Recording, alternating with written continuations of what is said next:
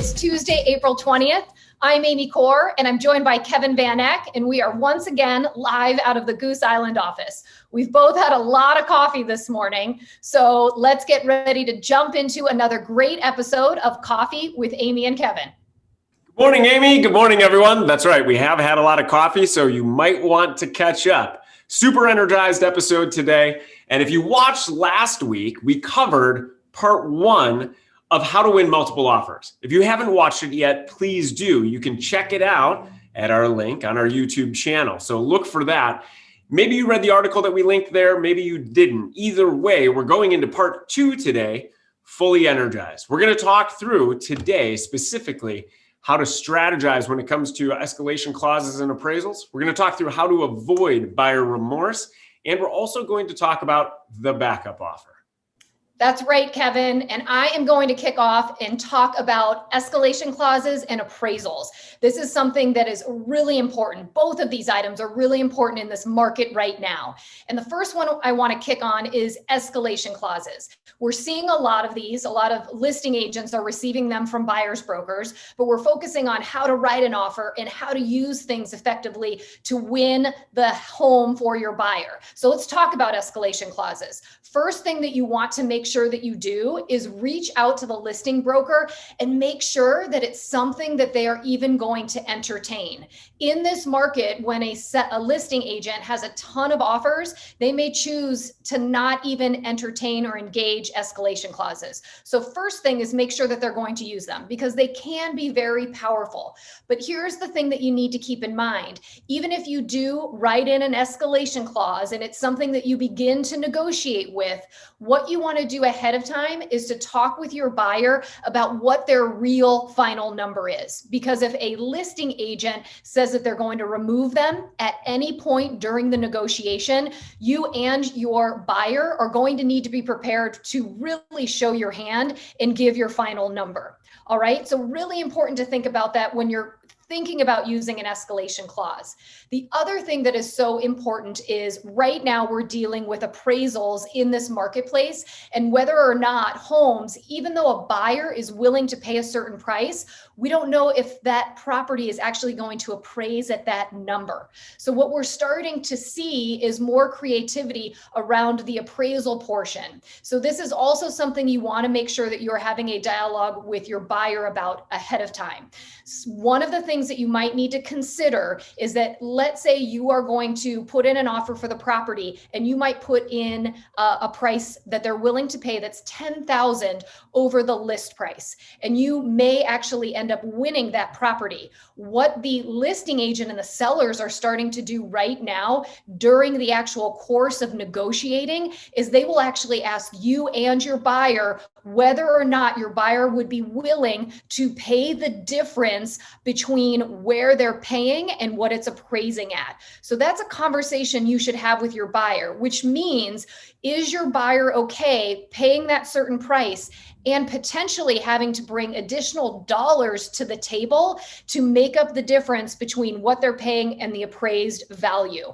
We are seeing that many buyers are comfortable doing that. But here's the thing, talking to your buyer ahead of time is so key. You want to make sure that they're comfortable with it and it's not something that is kind of thrown at them at the last minute. All right. So when it comes to the escalation clause and the appraisal situations, the best advice that we can give you is make sure you're talking through these scenarios and how these are being used in the market right now before you get them in the car, before they find the house that they've fallen in love with. The more you can explain what these tools are and how you can use them to help position them better is great. But you want to make sure you give them enough notice to really understand in a non-emotional state how to use these tools to win the property. Because here's the most important thing too. We don't want to run into buyer's remorse, right? That's where they pay too much or they feel like they're moving too fast. And then what ends up happening?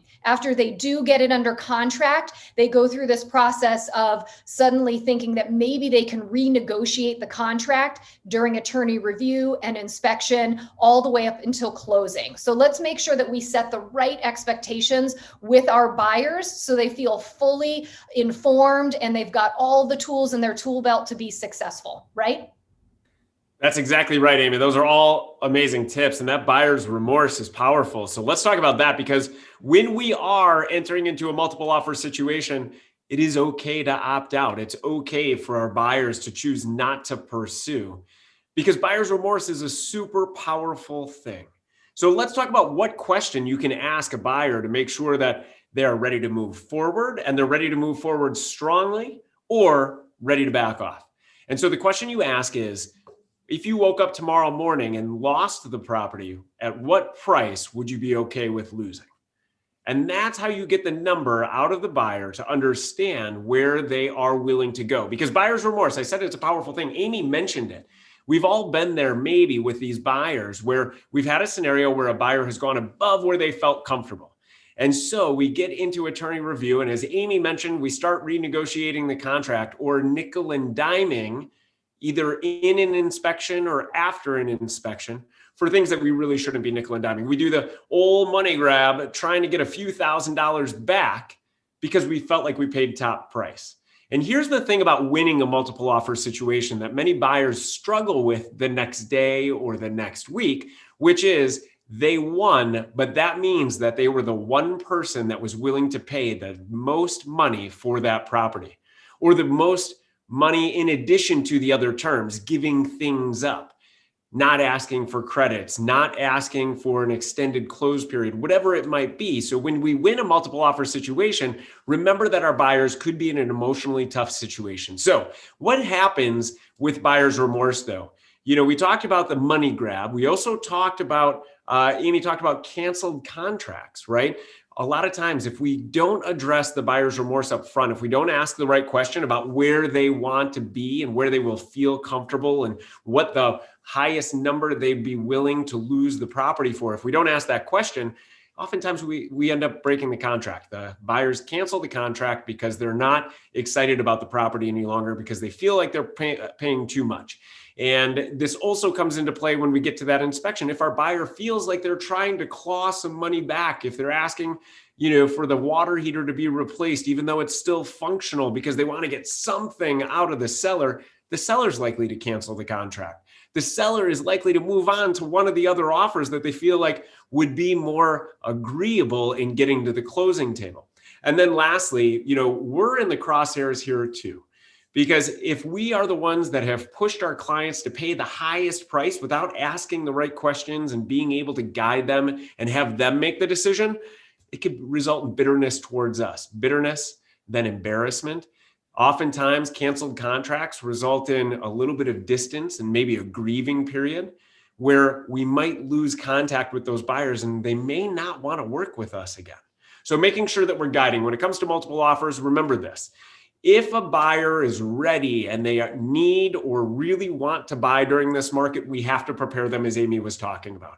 We have to prepare them to enter the market as it is, but also we can get a lot of credit and a lot of potential referrals down the road by asking the right questions and letting a buyer know that it's okay not to buy now. If now's not the right time, if they're not strong enough to enter this market and fight for the property they want, then maybe now's not the right time. And it's okay. It's good for us to be an advisor to our clients, even when they're not purchasing.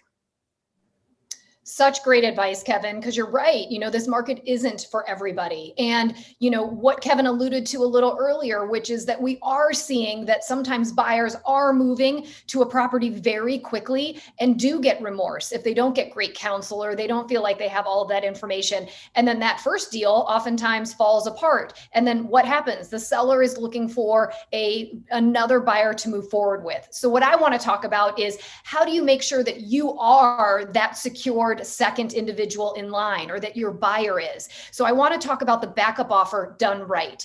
Now, so often when I talk with agents, they will say, yeah, we've got a backup offer in with the listing agent. But oftentimes I will ask them, do you know what that really means? Does that mean that you have a fully executed contract signed off by all parties, fully negotiated, so that if that first buyer does fall out, you immediately move into slot and go straight into AI? And most of the time, the agents that I talk to look at me a little bit like a deer in the headlights because they don't realize that it isn't just putting an offer out there that is presented to the listing agent, but it's actually taking it a step further. So here's what I want you to think about. If you've got a buyer that does end up losing out and they maybe are second in line to a property, they can still secure their place in line. And what you can do is you can reach out to the listing broker and say, listen, I know that you decided to go with a different offer, and I wish you the best of luck and I hope it stays together. But in the event something happens, my client and I would like to fully negotiate out their offer with you and be the backup offer, or essentially the second in line in case anything happens with that first contract. And what you need to do is you need to get mutual engagement. They don't have to sign a backup offer. There are reasons why it is good for the seller and the listing agent to consider it, because if they've got somebody right in the wings, that's going to allow them to put pressure on buyer one. So you may want to make sure you're articulating that, but oftentimes, it's a mutual decision to fully negotiate the second offer. And what you do is you negotiate all terms and you fill everything out and both parties sign it. Here's the thing that's really important though. And I'm going to show you that in the multi-board, the 7.0, there is a line 445. And it's section 31. And that line is it actually reads cancellation of prior real estate contract.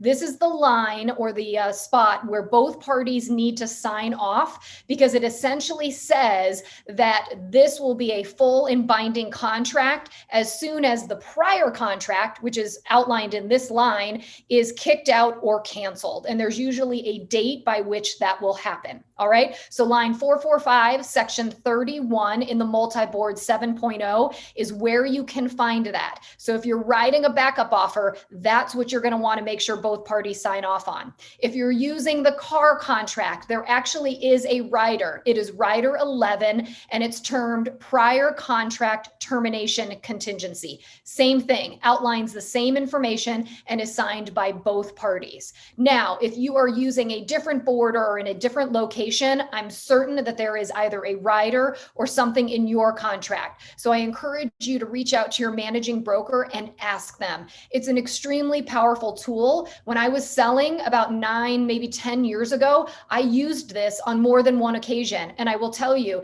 it ended up being an advantage with my seller because we kept buyer one on the hook, but it also helped me when I had a backup buyer and we put ourselves second in position.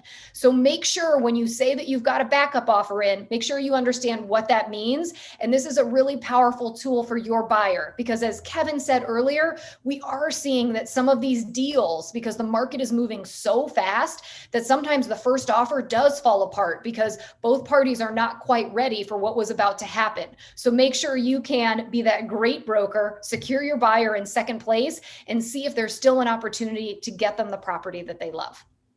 Yes, that's so great, Amy. Doing the backup offer done right, because you're right. So many people say they have a backup offer in, but it's not a true backup offer. And that can be so powerful, especially because, like you say, so many contracts are falling through. Even if you didn't get chosen by the seller first, you might be chosen second. So remember, all of us, when we're working with our clients, that we are a coach, we are an advisor. We are there to support our clients through the ups and downs. And this is also an opportunity for us to solidify or foster relationships between us and our other agent colleagues.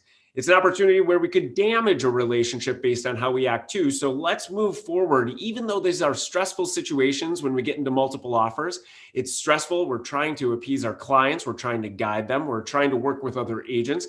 There's a lot of emotion. Let's make sure that we treat each other with kindness and care. Always be more attractive. That will help us create success for our clients and generate referrals and future relationships that will help us grow our business.